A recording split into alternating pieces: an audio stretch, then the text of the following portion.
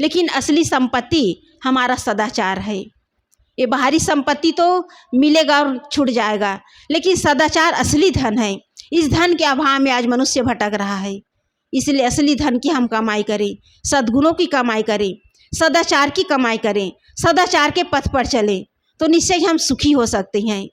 लेकिन मनुष्य पढ़ लिख करके आज केवल अंगूठा के अंगूठा छाप बने हुए हैं। लड़ना झगड़ना ये मनुष्य का धर्म नहीं है। मनुष्य का धर्म है प्रेम से रहना, एकता से रहना, संगठित होकर के रहना और सबके साथ अच्छा व्यवहार करना। यदि इस बात को हम अपने दिमाग में बिठा लें और इसे हम पूरे तरह अपने दिमाग में बिठा करके जीवन जीना शुरू करें, तो निश्चय ही हमारे जीवन का नक्शा ही बदल जाएगा, परिवार का नक्शा बदल जाएगा, गांव का नक्शा बदल जाएगा, समाज का नक्शा बदल जाएगा। हम नक्शा बदलने के चक्कर में नहीं हैं, केवल अपने चेहरे को बदलने के चक्कर में हैं। अपने जीवन को हम आंतरिक रूप से बदलने का प्रयास नहीं करते, केवल ऊपर से बदलने का प्रयास करते हैं। इसलिए हम ऊपर से बदलने के बजाय हम अंदर से बदलने का प्रयास करें। और ये तब बदलेगा जब हमारे अंदर अभी आप लोग सुन रहे थे, अपने अंदर जो ईगो भरा हुआ है उसे हम निकालने का प्रयास करेंगे। तब हमारा अंदर का ढांचा ठीक होगा, तब हम ऊपर से सुखी होंगे।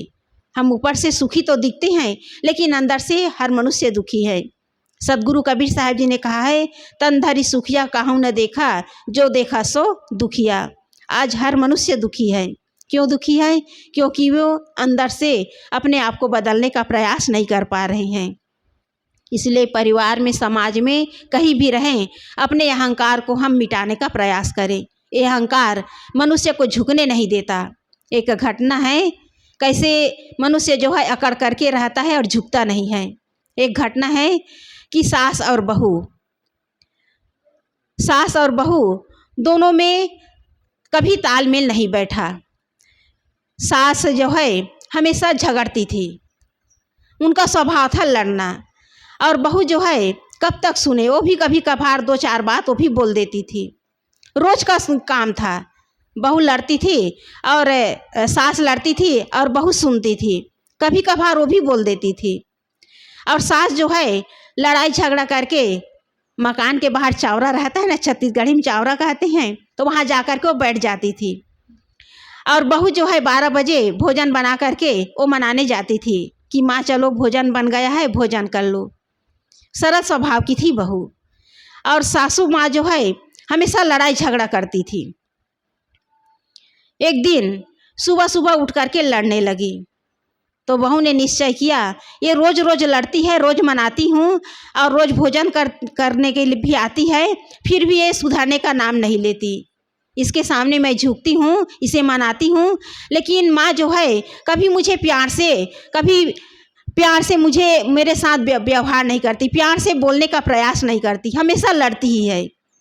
लड़ाई की और नहा धो करके बाहर बैठ गई। बहू भी निश्चय कर ली कि आज तो मैं इसे नहीं मनाऊंगी, चाहे कुछ भी हो जाए।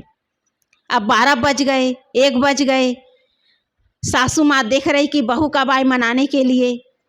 अब पड़ोस वाले भी निकलने लगे, पड़ोस वाले भी जान गए थे उसके घर के व्यवहार को, पड़ोस वाले भी जान गए थे कि सास बहू में लड़ाई होती है, सास जो है लड़ती है और बहू मनाने के लिए आती है। पास पड़ोस वाले भी जान गए। अब 2 बज गए, 2:30 बज गए, बहू आ ही नहीं रही है। अब पड़ोस की 2-4 बुढ़ियाँ भी इकट्ठी हो गई। अब मजाक उड़ाने लगी, क्यों क्या हुआ, तुम्हारी बहू आज कैसे नहीं आ रही है। अब मजाक उड़ाने लगी। अब उसे थोड़ा अब मजाक उड़ा रहे हैं तो उसे भी थोड़ा शर्मिंदा उसे महसूस हुई, उसे भी अपनी गलती का एहसास हुआ कि पड़ोस वाले मेरे मजाक उड़ा रहे हैं। अब 4 बज गए, 5 बज गए, बहू आई ही नहीं। अब भूख के मारे परेशान हो गई बुढ़िया।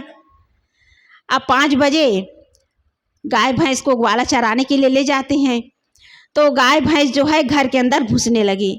तो अंतिम में एक बछड़ा जो है, छोटा सा बछड़ा, उसके पूंछ को पकड़ लिए। अब उसे जाना तो था, अब भूख के मारे परेशान हो गई। बछड़े के पूंछ को पकड़ करके वो जा रही है, वो कह रही कि अरे बछड़ा मुझे कहाँ ले जा रहे हो, मैं घर में जाने वाली थोड़ी हूँ, मैं इसे मारने वाली थोड़ी हूँ। बछड़ा का पूंछ पकड़ करके वो अंदर जाने लगी।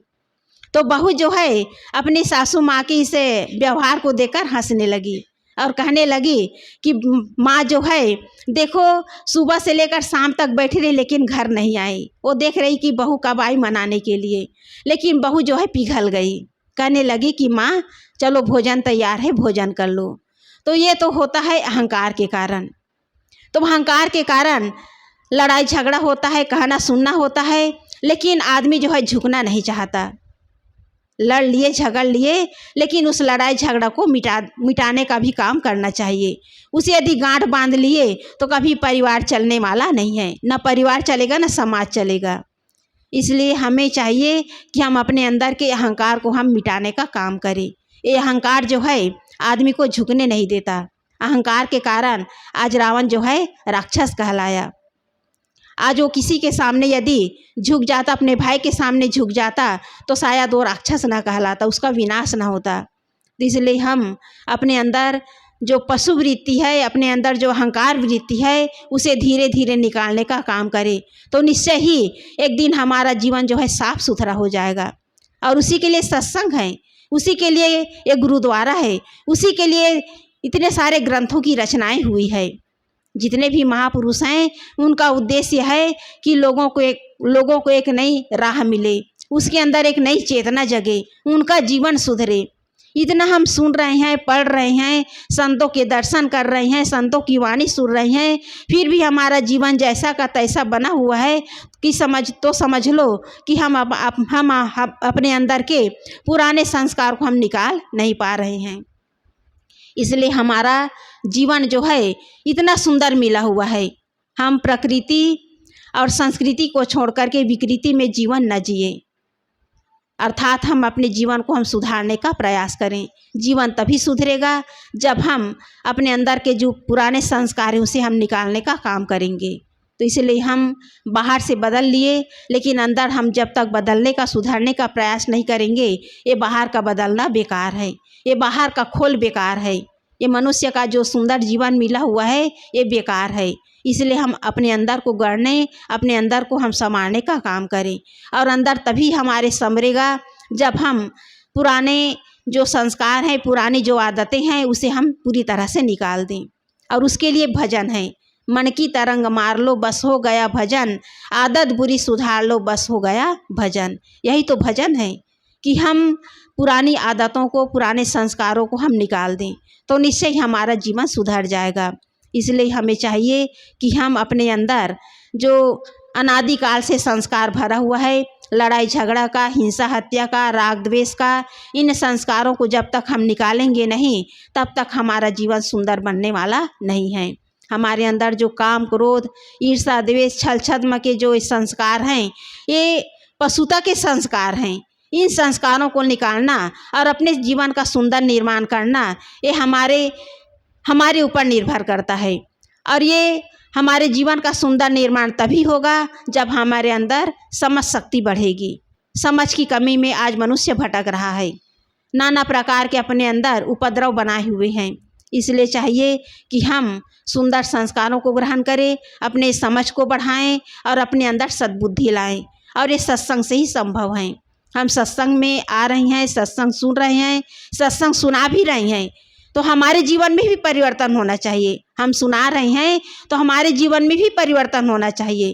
केवल सुनाने से ही हमारा जीवन सुधरेगा नहीं, हमें भी जीना पड़ेगा, हमें भी उस रास्ते पर चलना पड़ेगा, हमें भी अपने अंदर जो गलत संस्कार उसे निकालना पड़ेगा। क्योंकि हम ऊपर से सुंदर बन गए, इतने भी हमारे जीवन का उद्धार होगा, कल्याण होगा, ऐसी बात नहीं है। हमारे अंदर भी वही संस्कार भरा हुआ है। काम, क्रोध, लोभ, मोह, छल छद्म के संस्कार हमारे अंदर भी भरा हुआ है। उसे हम तभी निकाल सकते हैं जब हमारे अंदर समझ होगी।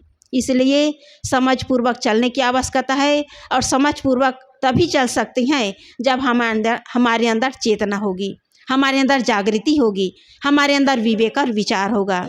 तो हमें चाहिए कि हम सुंदर मानव जीवन पाए हुए हैं, तो हम अपने अंदर समझ शक्ति बढ़ाएं, सबके साथ प्रेमपूर्ण व्यवहार करें, और जितना हो सके पुराने संस्कारों को हम निकालने का काम करें।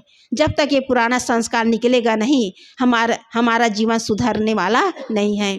इसलिए हमें चाहिए कि हम सत्संग में आकर के हम अपने जीवन का सुंदर निर्माण करें। और जीवन सुंदर तभी बनेगा जब हमारे अंदर ज्ञान होगा, विवेक होगा, विचार होगा। ज्ञान, विवेक, विचार के द्वारा ही हमारे जीवन का सुंदर निर्माण हो सकता है। तो आप सबको ढेर सारी मेरी ओर से शुभकामनाएं हैं। आज मित्रता दिवस है और ये मित्रता दिवस किसके लिए है? एक दूसरे के साथ निभाने के लिए। केवल हम बाहर से साथी न बनाएं, घर में भी साथी बनाएं। पति पत्नी मित्रता का व्यवहार हो, बेटे पिता पुत्र में मित्रता का व्यवहार हो, सास बहू में मित्रता का व्यवहार हो, और भाई भाई में मित्रता का व्यवहार हो। ये सारी जो सीखे हैं, ये सुंदर जो भाव हैं अपने जीवन को सुधारने के लिए। तो आज मित्रता दिवस है। आप घर परिवार में एक दूसरे के साथ मित्रता का व्यवहार करें तो निश्चय ही जीवन सुधरेगा। पति पत्नी यदि मित्रता के भाव से रहते हैं तो जीवन सुंदर बन जाएगा। और उसी प्रकार भाई भाई में भी मित्रता का भाव हो, एक दूसरे के प्रति स्नेह हो, समर्पण हो, त्याग हो, तो निश्चय जीवन सुधर जाएगा। तो हमें चाहिए कि हम अपने जीवन को सुंदर बनाएं, और सुंदर तभी बनेगा जब भाव सुंदर हो। हम अपने अंदर सुंदर भाव लेकर के जीवन जीना यदि शुरू करते हैं तो निश्चय ही हमारा जीवन सुंदर बनेगा, स्वर्गमय बनेगा, और हमारे घर परिवार में सुख शांति जो है वो निरंतर बनी रहेगी।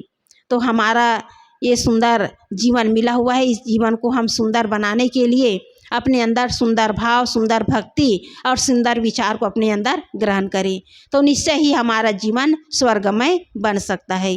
बस इतना ही कहकर मैं अपनी वाणी को विराम देती हूँ। बोलिए सद्गुरुदेव की जय।